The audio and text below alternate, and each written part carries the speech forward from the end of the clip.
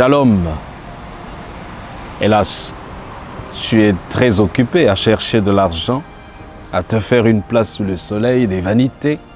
Je crains que ton histoire ne soit comme celle de ce mineur à bord d'un navire californien. Ils étaient plusieurs passagers à avoir ressenti le choc d'une collision avec un vieux vaisseau. Terrifiés, les passagers se sont jetés dans les canaux de sauvetage.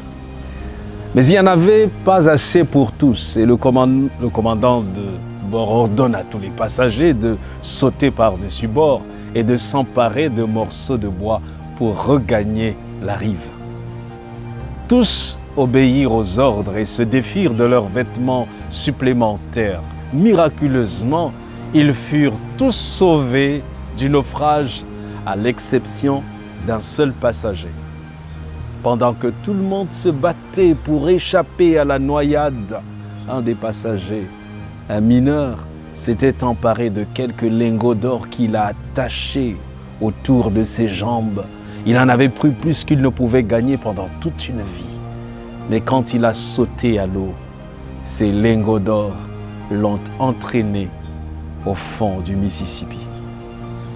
Pour cet homme cupide, l'or était tout au mépris même de sa vie.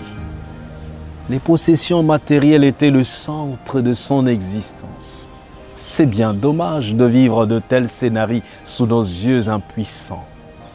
L'on peut reprocher à ce passager sa trop grande cupidité, même s'en moquer. Mais laissez-moi vous dire qu'en examinant attentivement nos cœurs, nous verrons qu'à bien des égards, nous ressemblons étrangement à ce naufragé. Nous voulons être heureux, mais nous trouvons difficile le pas de la réconciliation et du pardon. Nous préférons garder rancune. Nos cœurs sont durs. Nous voulons vivre heureux, mais nous caressons des péchés secrets. La fausseté, la tricherie, la masturbation, le vol, l'envie, l'ivrognerie, la jalousie et que sais-je encore. Nous voulons perdre des kilos, mais nous refusons d'avoir faim.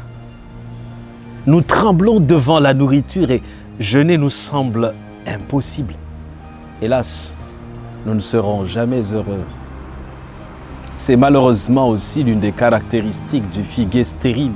Tout pour lui, rien pour les autres.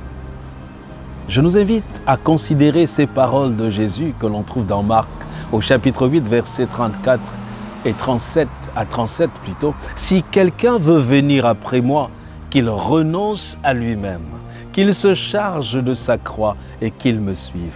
Car celui qui voudra sauver sa vie la perdra. Mais celui qui perdra sa vie à cause de moi et de la bonne nouvelle la sauvera. Et que sert-il à un homme de gagner tout le monde s'il perd son âme? Que donnerait un homme en échange de son âme? Que Dieu te bénisse.